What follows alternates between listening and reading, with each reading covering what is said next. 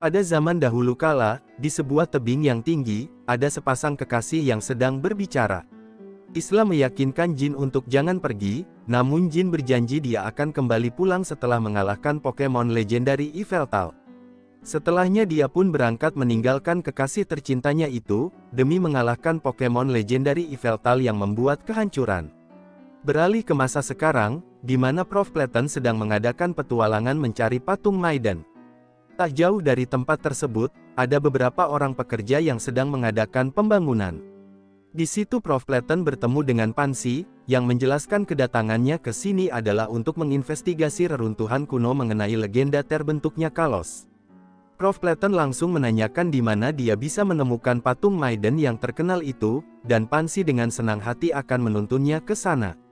Keduanya berjalan menyusuri gua, di mana Pansy menjelaskan bahwa dia sedang meneliti reruntuhan kuno yang dulunya merupakan tempat tinggal manusia dan Pokemon. Jika dia bisa mendapatkan laporan mengenai legenda setempat, Pansy pasti akan mendapatkan penghargaan yang tinggi. Sesampainya di ujung jalan, akhirnya mereka pun menemukan patung Maiden tersebut, seorang gadis cantik bernama Isla.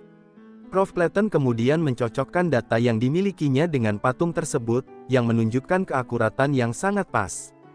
Dikatakan gadis cantik ini dirubah menjadi batu oleh Pokemon legendary Yveltal. Hal ini sudah diperdebatkan sejak dulu, ada yang mengatakan bahwa Isla dikutuk oleh penduduk setempat, dan ada juga yang mengatakan bahwa Pokemon legendary Yveltal adalah penyebabnya. Apapun itu, jika mereka meneliti patung Maiden tersebut, kemungkinan mereka bisa menemukan jawabannya. Namun Pansy yang masih ragu-ragu, berpendapat bahwa patung ini hanyalah ukiran orang-orang zaman dulu. Meskipun Prof. Layton mendukung pendapat Pansy, tapi melihat dari bentuk patung yang mirip seperti manusia, Prof. Layton yakin ini bukanlah sekedar patung biasa. Berdasarkan data yang dikumpulkannya, Pokemon legendary Yveltal yang menyebabkan Isla berubah menjadi batu, didukung dengan manuskrip yang ada hubungannya dengan Pokemon legendary tersebut. Prof. Layton kemudian menceritakan tentang kisah cinta Jin si pria miskin dan Isla seorang gadis dari ketua adat setempat. Ada sebuah ramalan yang mengatakan bahwa akan datang Pokemon legendary Yveltal yang membawa kehancuran dan malapetaka.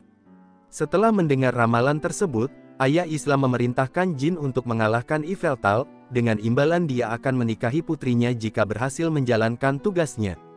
Namun setelah mengetahui betapa menakutkannya Pokemon legendary Yveltal itu, Isla mencoba mencegah Jin agar jangan pergi, tidak ingin Jin membahayakan dirinya sendiri. Meskipun begitu, Jin telah berjanji kepada ayah mertuanya untuk mengalahkan Pokemon legendary Yveltal, jadi dia berjanji akan kembali setelah mengalahkannya. Namun hanya beberapa langkah saja, Jin melihat Pokemon legendary Yveltal yang muncul di belakang Isla. Jin menembakkan panah ke arah Yveltal, dan menyuruh Talonflame untuk menyerang juga. Tapi sayangnya Yveltal malah menyerang balik, hingga Talonflame berubah menjadi batu. Jin yang pantang mundur berlari ke arah Pokemon legendary. Ketika Yveltal menembakkan serangannya ke arah Jin, Isla berlari untuk melindungi kekasihnya. Akibatnya Isla kini berubah menjadi batu, dan Pokemon legendary Yveltal berlalu pergi begitu saja. Prof. Layton mengatakan bahwa Yveltal mengubah dirinya menjadi kepompong dan menyerap semua kekuatan kehidupan di sekitarnya. Ini membuat tanah berubah menjadi tandus dan kering, memungkinkan Yveltal untuk tidur panjang. Ada yang mengatakan Pokemon legendary Yveltal akan bangkit setiap 1000 tahun, tapi belum bisa dipastikan apakah kepompong itu masih aktif sampai saat ini. Jin dihampiri oleh Sang Peramal, yang memberitahukan bahwa beberapa orang dan Pokemon yang selamat telah meninggalkan area yang tandus ini. Dan Sang Peramal mengungkapkan Isla masih bisa diselamatkan jika Jin bisa menemukan Xerneas. Xerneas merupakan Pokemon legendary yang berlawanan dengan Yveltal. Pokemon legendary ini justru membawa kehidupan yang damai. Jin bisa menemukan Pokemon legendary Xerneas di hutan yang berkilau seperti pelangi. Dimanapun Xerneas berada, pasti tempatnya akan sangat subur. Setelahnya Jin pun berpetualang ke setiap penjuru dunia untuk menemukan hutan tempat tinggal Xerneas. Tapi masih belum menemukan Xerneas, karena Pokemon legendary itu tidak pernah berdiam di satu tempat, dan selalu bergerak kemanapun dia mau. Akhirnya Jin tiba di hutan yang dikelilingi kabut tebal berwarna ungu, dan menemukan Pokemon yang terluka. Seorang kakek tua datang menghampirinya, mengatakan ada beberapa orang yang telah menangkap Xerneas. Jin pun langsung berangkat untuk menyelamatkan Xerneas, dan tiba di sebuah kerajaan kecil. Raja ingin memanipulasi kekuatan Pokemon legendari Xerneas. Namun karena Xerneas yang berubah ke bentuk pohon sama sekali tidak bereaksi, maka Raja memerintahkan anak buahnya untuk membakar pohon itu. Jin berupaya menghentikannya, mengatakan akan ada bencana alam yang datang jika Pokemon legendari tersebut disakiti. Namun Raja yang keras kepala tidak menghiraukan peringatan itu. Sampai akhirnya seluruh sel Zygarde bergabung menjadi satu, berubah bentuk menjadi Zygarde 50%. Pokemon legendari Zygarde akan muncul jika keseimbangan alam terganggu. Zygarde lalu mengamuk dan menghancurkan kerajaan tersebut. Ketika Zygarde kembali ke bentuk normalnya, Jin menyaksikan pohon yang berubah menjadi Xerneas. Jin pun memohon pertolongan Pokemon legendari Xerneas, tapi Xerneas malah pergi meninggalkannya. Akhirnya Jin kembali pulang dengan perasaan sedih, memutuskan untuk memindahkan patung kekasihnya ke tempat lain. Jin mencatat setiap kejadian pada batu yang ada sekitarnya, dan mulai merawat tanah tandus seperti rumahnya sendiri. Saat Jin mulai putus asa, dia melihat Pokemon legendari Xerneas yang datang untuk memulihkan tanah menjadi subur kembali.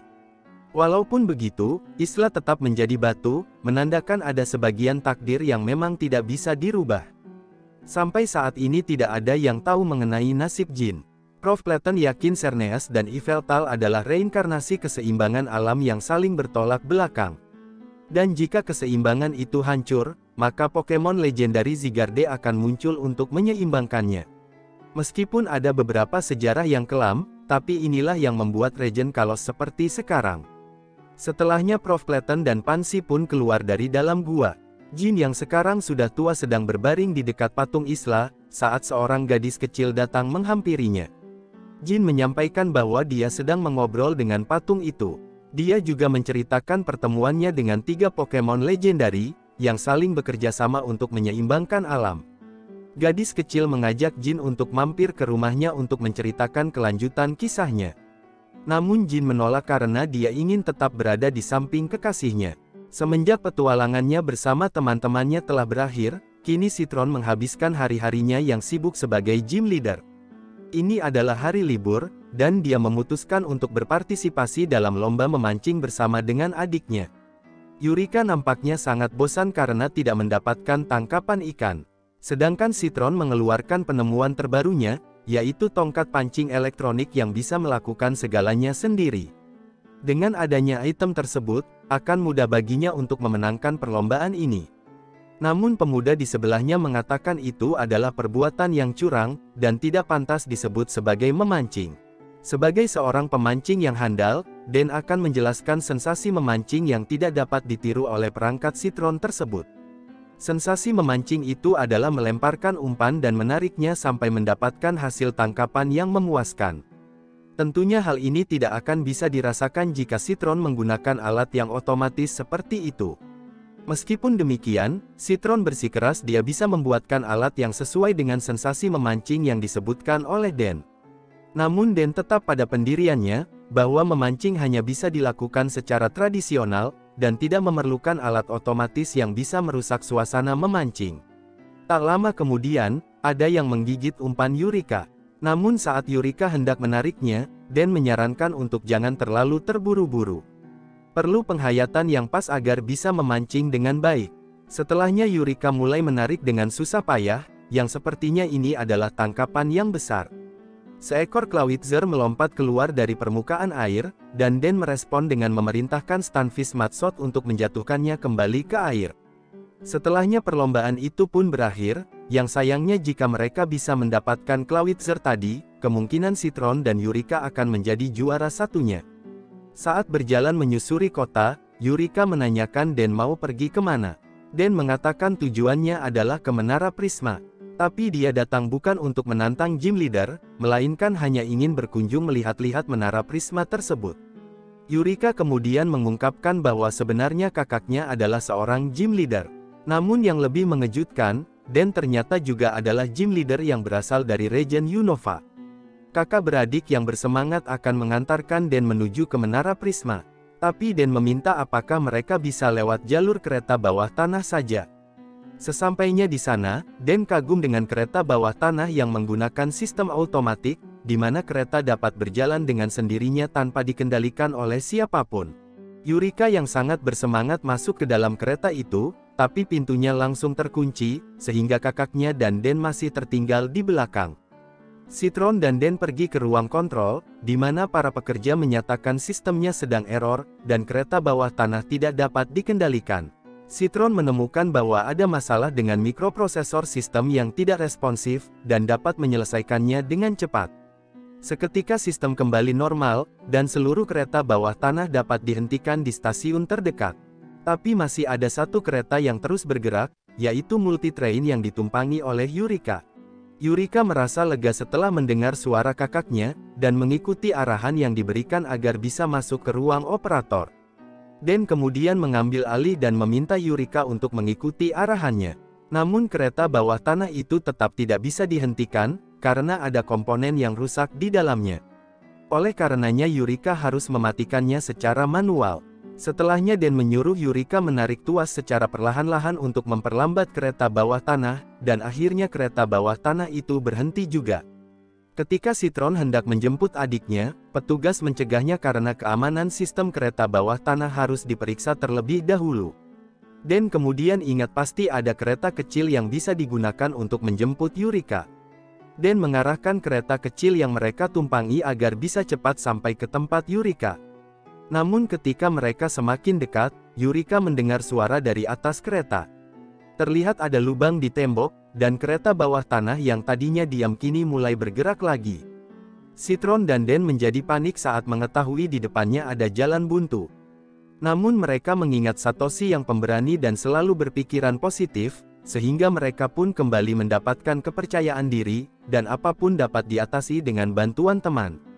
Akhirnya Citron mendapatkan ide, dengan menggunakan tongkat pancing yang dikombinasikan dengan umpan elektronik miliknya.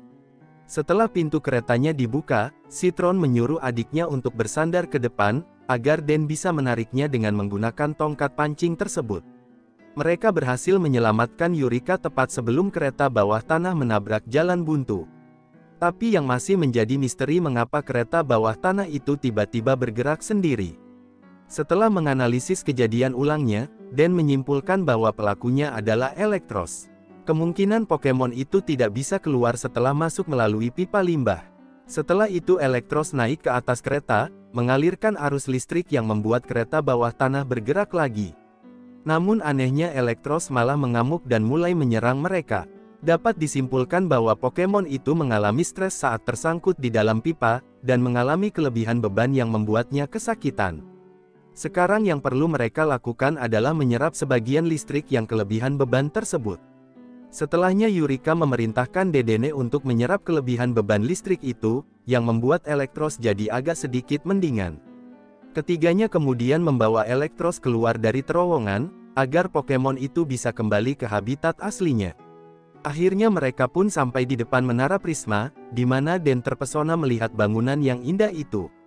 Di sini Den pun mengakui ide cemerlang Citron mengenai umpan pancing, meminta maaf karena telah meremehkannya di awal-awal tadi. Setelah itu mereka membicarakan tentang Satoshi yang pantang menyerah, dan memiliki tekad yang kuat. Namun di sini baik kakak beradik maupun Citron tidak tahu bahwa yang mereka bicarakan adalah orang yang sama, dan mereka berharap agar bisa bertemu dengan Satoshi lagi suatu hari nanti. Setelahnya mereka pun berpisah ke tujuannya masing-masing.